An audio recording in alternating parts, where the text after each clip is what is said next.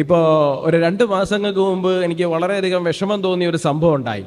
ആ സംഭവം ഉണ്ടായത് അപ്പുറത്താണ്, വാമനപുരം മണ്ഡലത്തിലാണ്, അങ്ങറ്റത്താണ്. നമ്മൾ അവിടെ പോവുകയൊക്കെ ചെയ്തിരുന്നു. നമ്മുടെ ഒരു ഗണഗീതം ഒരു ക്ഷേത്രത്തിനകത്ത് പാടിയതിൻ്റെ പേരിൽ ആ ഗണഗീതം പാടിയത് പറ്റില്ല എന്ന് പറഞ്ഞുകൊണ്ട് ചില സഖാക്കൾ സ്റ്റേജിൽ കയറുകയും ബഹളം ഉണ്ടാക്കുകയൊക്കെ ചെയ്തു. അന്ന് ആ ഗണഗീതം പാടുന്നതിനെ എതിർത്തുകൊണ്ട് വേദിയിൽ കയറിയ ആളെ തിരിച്ച് തടഞ്ഞതിൻ്റെ പേരിൽ, അവിടെ ഒരു ചെറിയ കശപിശ ഉണ്ടായതിൻ്റെ പേരിൽ നമ്മുടെ സഹോദരന്മാർക്ക് 20 ദിവസത്തോളം ജയിലിൽ കിടക്കേണ്ടി വന്നു. ഞാൻ അവരെ കാണാൻ വേണ്ടിയിട്ട് പോലീസ് സ്റ്റേഷനിലേക്ക് പോയി. ആരും എന്നെ വിളിച്ചിട്ട് പോയതല്ല, പക്ഷേ രക്തം തിളച്ചതുകൊണ്ട് പോയതാണ്. കാരണം മറ്റൊന്നും കൊണ്ടല്ല, ഗണഗീതം പാടിയത് തടഞ്ഞയാളെ, അയാളെ എതിർത്തതിൻ്റെ പേരിൽ 6 പേര് 10-20 ദിവസങ്ങളോളം ജയിലിൽ കിടക്കേണ്ടി വരുന്നൊരു സാഹചര്യം എന്ന് പറയുമ്പോൾ, നമ്മുടെ കേരളത്തിലെ രാഷ്ട്രീയ പരിതസ്ഥിതിയിൽ നമ്മൾ സംഘടനാ പ്രവർത്തനം നടത്തുമ്പോൾ എന്തൊക്കെ വില കൊടുക്കേണ്ടി വരുന്നു എന്നുള്ളതാണ്. 1-2 ദിവസം ജയിലിലേക്ക് പോകേണ്ടി വരുമ്പോൾ പോലും, ഇത്തരം ഒരു സാഹചര്യത്തിൽ പോകേണ്ടി വരുമ്പോൾ പലപ്പോഴും പലരും അത് ജയിലിൽ കിടന്നവൻ്റെ കുടുംബമാണ്, ഗുണ്ടയുടെ കുടുംബമാണ് എന്നൊക്കെ ഉള്ളത്. നല്ല കുടുംബത്തിൽ ജനിച്ച കുട്ടികളാണ്, നല്ല മര്യാദയ്ക്ക് ജോലിക്ക് പോയിട്ട് കുടുംബം നോക്കി ഒരു തരത്തിലുള്ള മോശം പ്രവർത്തനവും നടത്താതെ ജീവിക്കുന്നവരാ. പക്ഷേ നമുക്കൊരു ഗണഗീതം, ഈ രാഷ്ട്രത്തിനെ വന്ദിക്കുന്ന തരത്തിലുള്ളൊരു ഗണഗീതം പാടാൻ അനുവദിക്കില്ല എന്ന് പറഞ്ഞപ്പോൾ അതിനെ നെഞ്ചു വിരിച്ച് നിന്ന് എതിർത്തതിൻ്റെ പേരിൽ അവർക്ക് ജയിലിലേക്ക് പോകേണ്ടെന്ന സാഹചര്യം ഉണ്ടായി. ഈ സാഹചര്യം കേരളത്തിൽ ഇന്നോ ഇന്നലെയോ തുടങ്ങിയതല്ല.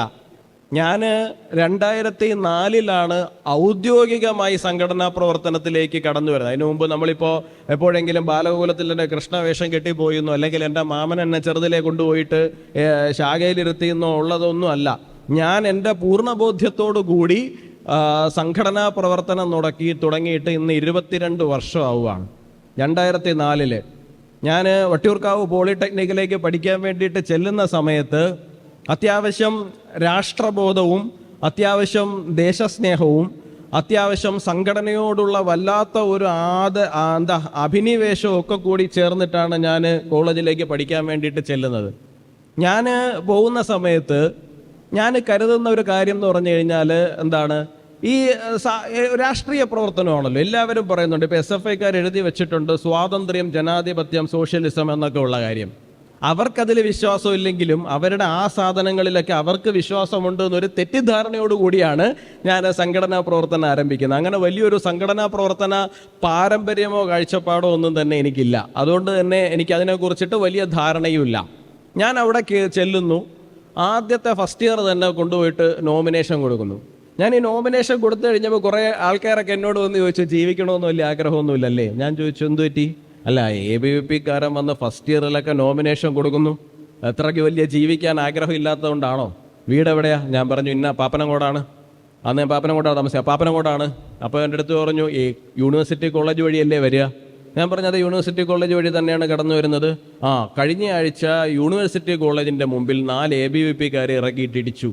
അവരെ കുറച്ച് പേരെ വലിച്ചഴിച്ച് സ്റ്റുഡൻറ് സെൻ്ററിൻ്റെ അകത്ത് കൊണ്ടുപോയി 3 ദിവസം പൂട്ടിയിട്ടു, കരിക്കൊക്കെ വെച്ച് അവരുടെ പുറത്തിടിച്ചു എന്നൊക്കെ പറഞ്ഞിട്ട് വലിയ ഭീതിപ്പെടുത്തുന്ന കഥകളാണ്. ആദ്യത്തെ റൗണ്ട് ഈ കഥകളൊക്കെ നമ്മളോട് വളരെ സോഫ്റ്റ് കോർണർ ഉണ്ട് എന്ന് തോന്നിക്കുന്ന ആൾക്കാരെ കൊണ്ട് പറയിക്കും. എന്തിനാന്ന് വെച്ച് കഴിഞ്ഞാൽ നമ്മൾ ഈ നോമിനേഷൻ പിൻവലിച്ച് പോകുന്നെങ്കിൽ പൊക്കോട്ടെ എന്ന് വിചാരിച്ചിട്ടാണ്. ഫസ്റ്റ് ഇയറിലെ 6 ക്ലാസ്സുകളിലെ 5 പേരെ കൊണ്ടും പല തരത്തിൽ ഭീഷണിപ്പെടുത്തിയിട്ട് ഇവർ നോമിനേഷനുകൾ പിൻവലിച്ചു. ഒരാൾ മാത്രം നോമിനേഷൻ പിൻവലിച്ചില്ല, അത് ഞാനായിരുന്നു. ഞാൻ മത്സരിച്ചു. എന്നോട് ഭീഷണിപ്പെടുത്താൻ വന്നവരോടൊക്കെയും ഞാൻ പറഞ്ഞു, ഞാൻ കണ്ടോളാം, നിങ്ങളുടെ ഭീഷണി എൻ്റെ അടുത്ത് ഉണ്ടാവേണ്ടുന്ന കാര്യമില്ല. ഞാൻ സംഘടനാ പ്രവർത്തനം നടത്താൻ തീരുമാനിച്ചിട്ടാണ് ഞാൻ ഈ ക്യാമ്പസിലേക്ക് വന്നത്. ഞാൻ ഇവിടെ അത് തീരുമാനിച്ചിട്ടാണ് വന്നത് എന്നുണ്ടെങ്കിൽ, ഇവിടെ നോമിനേഷൻ ഞാൻ കൊടുത്തിട്ടുണ്ട് എന്നുണ്ടെങ്കിൽ ഞാനിവിടെ മത്സരിക്കും. ജയവും തോൽവിയൊക്കെ രണ്ടാമത്തെ ഭാഗമാണ്. പക്ഷേ ഞാൻ ഇവിടെ മത്സരിക്കും. നിങ്ങളുടെ തിട്ടൂരത്തിന് നിന്ന് തരാൻ ഞാൻ ഉദ്ദേശിക്കുന്നില്ല എന്ന് പറഞ്ഞുകൊണ്ട് ഞാൻ അവിടെ മത്സരിച്ചു. ഫസ്റ്റ് ഇയറുകൾ 20 വർഷത്തെ ചരിത്രത്തിനിടയിൽ SFIയുടെ ആ കോട്ട വീണു. 20 വർഷത്തിനിടയിൽ ആദ്യമായിട്ട് ഫസ്റ്റ് ഇയർ ക്ലാസ്സിൽ ഒരു ABVP-കാരൻ ജയിച്ചു. അത് ഞാനാണ്. അന്ന് 7 വോട്ടിന് ജയിക്കുന്ന സാഹചര്യം ഉണ്ടായി. ഒരാഴ്ച കഴിഞ്ഞപ്പോൾ SFIക്കാരെല്ലാവരും കൂടി എന്തോ ഒരു കാര്യത്തിന് സമരവും വിളിച്ചുകൊണ്ട് എൻ്റെ ക്ലാസ്സിലേക്ക് കയറി വന്നു. ക്ലാസ്സിൽ ബെഞ്ചിലിരിക്കുകയായിരുന്ന എന്നെ ഇവരൊരു 10-30 പേര് കൂടിയിട്ട് പൊക്കിയെടുത്ത് എങ്ങനെ ഫ്രണ്ടിലെത്തിയെന്ന് എനിക്കറിയില്ല, എടുത്തെറിഞ്ഞാന്ന് തോന്നുന്നു. നേരെ വന്നു, ഇവർ 10-30 പേര് കൂടി വളഞ്ഞിട്ട് ചവിട്ടി. ഞാൻ കരുതി ഇതോടുകൂടി കഴിയും. ഇല്ല, കഴിഞ്ഞിട്ടില്ല, അതൊരു ആരംഭം മാത്രമായിരുന്നു. 1 വർഷം ഞാൻ അവിടെ നിന്ന് ഈ പറയുന്ന സംഘർഷം, ഞാൻ ഒരു വശത്തും ഇവർ ഇത്രയും പേര് മറുവശത്തും എന്നുള്ള നിലയിൽ വലിയ സംഘർഷത്തിലേക്ക് പോയി. സെക്കൻഡ് ഇയർ ആയി. സംഘടനാ പ്രവർത്തനം കൊണ്ട് അത്യാവശ്യം ഞാൻ വളരെ ശാന്തമായി സൈലൻ്റായി. നിങ്ങൾക്കറിയാം ഞാൻ എങ്ങനെയാണ് സംഘടനാ പ്രവർത്തനം നടത്തുന്നതെന്ന്. വലിയ ബല്ലുവിളിയൊക്കെ ബഹളങ്ങൾക്കോ ഒന്നും പോകില്ല, മര്യാദയ്ക്ക് ചെയ്യേണ്ട കാര്യം മാത്രം ചെയ്തു പോകുന്നു. അങ്ങനെ ചെയ്തു പോയി. സെക്കൻഡ് ഇയർ ആകുന്ന സമയത്ത് രക്ഷാബന്ധന് 99 പേര് ആ ക്യാമ്പസിൽ നിന്ന് രക്ഷാബന്ധന് പങ്കെടുക്കുന്ന സാഹചര്യമാണ്. എനിക്ക് ഇന്നും ആ നമ്പർ ഓർമ്മയുണ്ട്, മറ്റൊന്നും കൊണ്ടല്ല.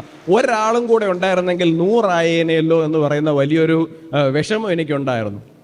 ഇതോടുകൂടി SFIക്കാർക്ക് വീണ്ടും ഹാലിളകി. ഇവർ വലിയ സംഘർഷത്തിലേക്ക് പോയി. സ്വാഭാവികമായിട്ട് അത് തിരിച്ചൊരു വലിയ റിട്ടാലിയേഷൻ സംഭവിക്കേണ്ടുന്ന കാര്യം വന്നു. അങ്ങനെ അന്ന് എനിക്ക് ആ കോളേജിൽ പഠനം നിർത്തേണ്ടി വന്നു എന്ന് മാത്രമല്ല, ഈ നെടുമങ്ങാട് മണ്ഡലവുമായിട്ടുള്ള എൻ്റെ ബന്ധം അവിടെ നിന്ന് ആരംഭിച്ചു. കാരണം 2005 18-ാം വയസ്സിൽ ഞാൻ അങ്ങനെ ഒരു വധശ്രമ കേസിൽ പ്രതിയായിട്ട് നെടുമങ്ങാട് കോടതി കയറി ഇറങ്ങാൻ തുടങ്ങിയതാണ്. അപ്പോൾ അന്ന് മുതൽ തുടങ്ങുന്നതാണ് ഈ നെടുമങ്ങാടുമായിട്ടുള്ള ഒന്നല്ലെങ്കിൽ മറ്റൊരു തരത്തിലുള്ള ബന്ധം എന്ന് പറയുന്നത്. അപ്പോൾ ഞാൻ വിവാഹം കഴിച്ചത് കണ്ണൂരിൽ നിന്നാണ്. അപ്പോൾ അതുകൊണ്ട് തന്നെ പലരും പറയാറുണ്ട്, എന്താണ് ഞാൻ കണ്ണൂരുകാരനാണെന്ന് ചിലർ തെറ്റിദ്ധരിച്ചിട്ടുണ്ട്. ഞാൻ വിവാഹം കഴിച്ചത് കണ്ണൂരിൽ നിന്നാണ്. കണ്ണൂരിൽ നിന്ന് മാത്രമല്ല, സാക്ഷാൽ AKGയുടെ കുടുംബത്തിൽ നിന്നാണ് കല്യാണം കഴിക്കുകയും ചെയ്തത് എന്നുള്ളത് മറ്റൊരു വസ്തുത. അപ്പോൾ ഈ കണ്ണൂരിൽ ചിലപ്പോൾ അവരുടെ വീട്ടിലേക്ക് പോകുമ്പോൾ ഞാൻ കരുതിയത് നമ്മളാണ് ഏറ്റവും കഷ്ടപ്പെട്ട് സംഘടനാ പ്രവർത്തനം നടത്തുന്നത്. ഇത്രയൊക്കെ കഷ്ടപ്പാടുകളിലൂടെ നമ്മൾ കടന്നു വന്നതല്ലേ. കാരണം വീട്ടിലിപ്പോൾ എൻ്റെ അമ്മ മാത്രം ഉണ്ടായിരുന്ന സമയത്ത് രാത്രിയിൽ പോലീസ് വീട്ടിൽ കയറി വരിക, വീട്ടിനകത്തൊരു സീൻ ഉണ്ടാവുക എന്നൊക്കെ പറയുന്നത് നമ്മൾ പലർക്കും അറിയാവുന്നതാണ്. അതിലൂടെ ഞാൻ കടന്നു പോയതുകൊണ്ട് പറഞ്ഞാണ്. അപ്പോൾ നമുക്ക് തോന്നി ഇതൊക്കെ വലിയ സംഭവമാണ് എന്നുള്ള കാര്യം. ഞാൻ കണ്ണൂർ പോകുന്ന സമയത്ത് ഒരു ദിവസം എന്നോട് ചേട്ടാ രക്ഷാബന്ധന് പങ്കെടുക്കാമെന്ന് വെച്ചാൽ ഞാൻ പറഞ്ഞു പിന്നെന്താ പങ്കെടുക്കാമല്ലോ. അപ്പം ഞാൻ ശാഖയിലാണ് എനിക്ക് രക്ഷാബന്ധൻ എന്ന് പറഞ്ഞിട്ട് അവിടേക്ക് പോയി. അവിടെ പോകുന്ന സമയത്ത് ഒരു പാർട്ടി ഗ്രാമമാണ്. അപ്പോൾ ശാഖ എന്ന് പറയാൻ വേണ്ടിയിട്ട് പറ്റില്ല. ഒരു 800 സ്ക്വയർ ഫീറ്റ് വീടിൻ്റെ ഒരു ഹാളിലാണ് ഈ പറയുന്ന രക്ഷാബന്ധം നടക്കുന്നത്. 800 സ്ക്വയർ ഫീറ്റ് വീടിൻ്റെ ഒരു ഹാളിലാണ് ഇത് നടക്കുന്നത്. എല്ലാവരും കൂടി നിൽക്കുന്നു. പ്രാർത്ഥന ചൊല്ലുന്നത് തന്നെ വളരെ പതുക്കെയാണ്. പുറത്തേക്ക് കേട്ട് കഴിഞ്ഞാൽ പ്രശ്നമാണ്. പാർട്ടി ഗ്രാമമാണ്. സ്വാതന്ത്ര്യവും ജനാധിപത്യവും സോഷ്യലിസവും മുറ്റി നിൽക്കുന്ന ഒരു സ്ഥലമാണ്. അതുകൊണ്ട് തന്നെ അപരൻ്റെ ശബ്ദം സംഗീതം പോലെ ആസ്വദിക്കുന്നവർക്ക് എതിർ രാഷ്ട്രീയ പ്രസ്ഥാനത്തിൻ്റെ ശബ്ദം കേൾക്കുന്നത് അലർജിയാണ്. അങ്ങനെ സംഭവിച്ചു കഴിഞ്ഞാൽ വേറെ ഒന്നും ചെയ്യില്ല. പിറ്റേ ദിവസം രാവിലെ വീട്ടിൻ്റെ കിണറ്റിൽ ബാർബർ ഷോപ്പിൽ നിന്ന് മുടിവാരി കൊണ്ടിടുക, പൈപ്പ് കട്ട് ചെയ്ത് കളയുക, അടുത്തുള്ള കടകളിൽ നിന്നൊന്നും സാധനം കൊടുക്കാതിരിക്കുക, ഇങ്ങനെയൊക്കെ ഉള്ള ചില പരിപാടികൾ മാത്രമേ ഉള്ളൂ. അതായത് അവിടെ ഈ മനുഷ്യരെന്ന് പറഞ്ഞു കഴിഞ്ഞാൽ വളരെയധികം ടൈം കീപ്പ് ചെയ്താണ് പോകുന്നത്. രാവിലെ 8 മണിക്കൊരു ബസ്, 10 മണിക്കൊരു ബസ്, ഇങ്ങനെ വൈകുന്നേരം 6 മണി വരെ ബസ് സർവീസ് ഉണ്ട്. അത് കഴിഞ്ഞാൽ ഉണ്ടാവില്ല. അപ്പോൾ പ്രാദേശികമായി ജോലി കിട്ടിയില്ലെങ്കിൽ പ്രശ്നമാണ്.